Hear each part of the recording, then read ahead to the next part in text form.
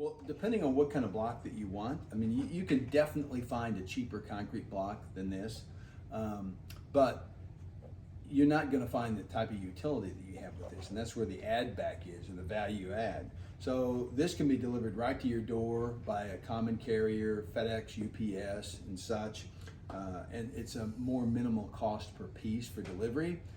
You don't have to have forklifts show up and run around your driveway or your house to offload big heavy equipment. I'll say this, one pallet like this of these blocks can be as many as 450 blocks, and they cover 1 square foot each. So that means there's 450 square feet on a pallet.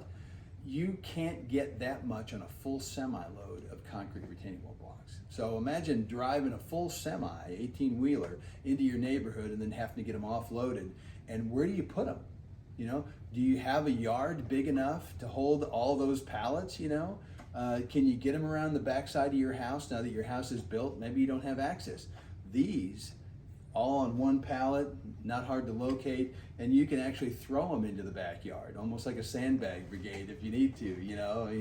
It just is a game changer in that regard. So you have less transportation cost, which is also an environmental plus because you have less fossil fuel used to handle them, deliver them, move them around, and they're a whole lot easier to build with.